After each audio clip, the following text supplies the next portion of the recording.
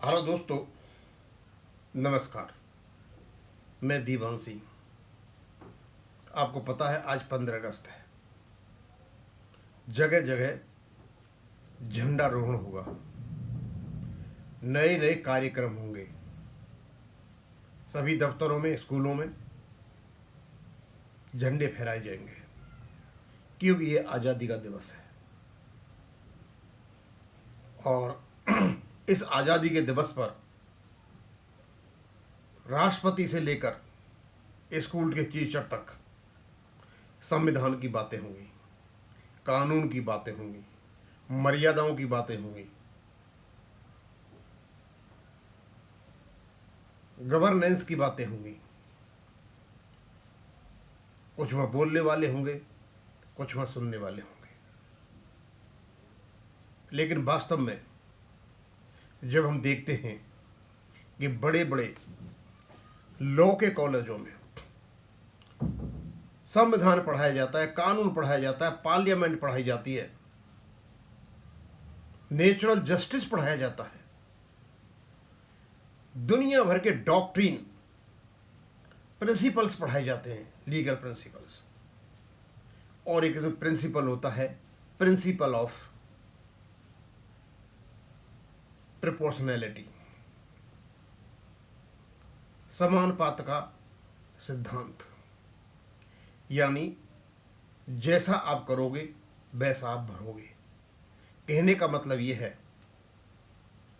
कि जो आप काम करते हो उसके समानुपात आपको उसका परिणाम मिलना चाहिए, रिवार्ड मिलना चाहिए।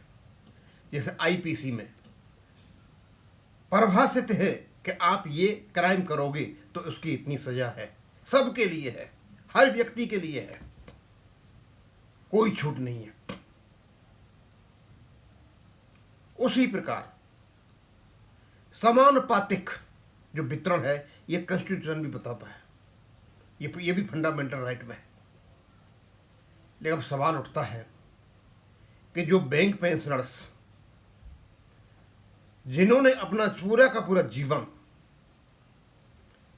इस बैंक के जीवन में लगा दिया, इस देश की आर्थिक प्रगति में लगा दिया, आज जो कुछ भी दिखाई देता है उसमें बैंकों का बहुत बड़ा योगदान है, क्योंकि बिना धन के कुछ नहीं होता। अब सवाल ये उठता है कि जिन लोगों ने अपनी पूरी जिंदगी इन बैंकों में खपा दी, क्या उन लोगों को रिटायरमेंट के बाद उस अनुपात में रिवार्ड मिला या नहीं मिला? और नहीं मिला तो फिर जिम्मेदार कौन है इसके? आज हम इसी पर बात करेंगे, क्योंकि 15 अगस्त है और इसलिए मैंने सोचा इन सारी बातों को हम 15 अगस्त के दिन ही अपनी ओर से कहेंगे। सर्विस टू द नेशन, ज़्यादा कहने की जरूरत नहीं है। सर्विस टू द नेशन, हर तरह की सर्विस टू द नेशन। और धन के बिना कुछ नहीं। आर्थिक प्रगति किसी देश की होती है, इकोनॉमिक प्रोग्रेस किसी होती है, तो बैंकों का योगदान होता है। ऑटोमेटिकली उसमें बैंक कर्मचारी आ जाते हैं। तो क्या हमने जो सेवा की, अपना जीवन का समर्पण किया, रिटायरमेंट के बाद उसी अनुपात में क्या हमें डिग्निफाइड जीने के लिए हमारा ध्यान रखा गया या हमको छोड़ दिया गया? इसको कहते हैं डॉक्ट्रिन ऑफ प्रोपोर्शनैलिटी।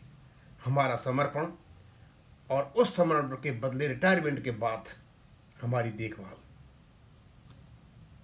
ये तो आपको दिखाई देता है कि ऐसा नहीं हुआ है। कहते हैं a public question on fairness and proportionality and the constitutional promise of dignity. ये एक तराजू बना रखा है। पब्लिक सर्विस और पोस्ट रिटायरमेंट डिग्निटी का पर्दा बराबर होना चाहिए। ये नहीं कि पब्लिक सर्विस हमने ज़्यादा दी हो, इसका पर्दा तो नीचे हो जाए वजन से, और जो बाद के जो हमें फ़ायदे मिलने उनका पर्दा ऊपर चला जाए, उसको वजन ही नहीं है। कहने का मतलब जो हमने काम किया उसके बदले हमें प्रिपोर्शन में उसका रिवार्ड होना चाहिए। मैं बैंक पेंशन अपडेशन की बात कर रहा हूँ। और किसी भी क्षेत्र में देख लो, पेंशन के में सबका अपडेशन होता है। जो सर्विस करता है उसका अपडेशन होता है हर क्षेत्र में। प्रोपोर्शनैलिटी, जो क्राइम करता है वो मर्डर करता है तो एक ही पनिशमेंट है, चोरी करता है एक पनिशमेंट है, लेकिन जो आदमी सर्विस करता है पेंशन जाता है, कुछ का अपडेशन होता है, कुछ का नहीं होता। ये कौन सा नियम है? ये कौन से कॉन्स्टिट्यूशन में लिखा है, कौन से लॉ में लिखा हुआ है? हम देखते हैं कि बैंकर्स ने अपनी जिंदगी में क्या क्या किया। What bankers built, mobilize savings, channel deposits into productive credit. पैसा लिया, प्रोडक्टिव क्रेडिट उत्पादन में लगा दिया। जितनी भी फैक्ट्रीज खड़ी हुई है, जो भी कहीं उत्पादन हो रहा है, बैंकों से लिए हुए क्रेडिट से है, पब्लिक से लेकर के प्रोडक्ट क्रेडिट में लगा देना। Served farmers, small businesses, house holds industry, enabled payments, remittances, pensions, public finance services, implemented financial inclusion and social security programs। दोस्तों, ये इतने बड़े काम हैं, यदि ये काम किसी देश में नहीं हो तो देश कभी चल नहीं सकता। आप समझ सकते हो कि हमारा योगदान क्या है और व्हाट रिटायरमेंट शुड मीन। तो इतना करने के बाद रिटायरमेंट का मतलब क्या होता है? A person that preserves earn security and dignity, fair treatment when rules और pension structures are revised, transparent, reason and lawful decision making, recognition that retirement ends employment not human dignity. Retirement के बाद ये होना चाहिए, और retirement से मतलब ये नहीं है रिटायरमेंट के मतलब हमारी सर्विस खत्म हो गई, ये तो मतलब होता है, लेकिन ये मतलब नहीं होता हमारी डिग्निटी खत्म हो गई है। इन्होंने डिग्निफाइड लाइफ जो है हमारा जीने का अधिकार छीन लिया। Public grievance, retirees say their long service is not matched by adequate attention after retirement. ये जो सर्विस दी, कौन सी? पब्लिक सर्विस, लेकिन पोस्ट रिटायरमेंट उसका वो नहीं हुआ। Public question to government and banks, are pension commitments implemented fairly, transparently, lawfully? Public question to IBA and unions, are retirees adequately represented when pension interests are discussed? The issue is whether institutional interest and retiree dignity are being kept in a fair balance। ये सारा का सारा कुछ नहीं रखा जा रहा है, यानी इन्होंने हमको भुला दिया, हमारी डिग्निटी को गर्त में डाल दिया। और doctrine of proportionality, the constitutional balance. और कॉन्स्टिट्यूशन में आप देखोगे तो डॉक्ट्रिन ऑफ प्रोपोर्शनैलिटी कौन सा? आर्टिकल 14। ये नीचे आएगा। लेजिटिमेट एम, एम क्या होना चाहिए? राशनल लिंक होना चाहिए दोनों में, क्या किया और क्या हमें मिलना चाहिए, उसकी नेसेसिटी और बैलेंसिंग होना चाहिए। लेकिन आप जो कॉन्स्टिट्यूशनल एंकर है, संविधान में हम जब जाते हैं तो सवाल ये उठता है कि क्या आर्टिकल 14 जिसमें इक्वलिटी और नॉन आर्बिट्रेरी दे रखा है, नॉन आर्बिट्रेरीनेस, क्या हमें मिला? नहीं मिला। पेंशन सिविल में होती है, स्टेट्स में होती है, आरबीआई में होती है, कई जगह होती है, सबकी अपडेशन होती है, लेकिन हमारी नहीं है। Article 21, life with dignity. लोगों में मेडिकल के पैसे नहीं है, पहनने को कपड़े नहीं है, खाने को कुछ नहीं है, और इनसे कंपैरिजन करो हमने क्या दिया तुम्हें और तुम हमें क्या दे रहे हो। प्रॉपर्टी ओनली बाई अथॉरिटी, और जो प्रॉपर्टी पे हमारा अधिकार है, लीगल अधिकार है, हमारा है, लेकिन ये भी अथॉरिटी के साथ नहीं है हमारे पास।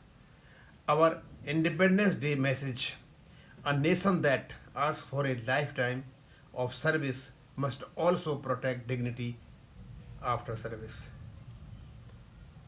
जो सर्विस से पहले आपने हमसे लाइफ लॉन्ग सर्विस ली, उस लाइफ लॉन्ग के बदले आपको उसके बाद उसके कॉमनस्यूरेट, उसके बराबर रिवार्ड देना चाहिए था, दैट इज पेंशन अपडेशन।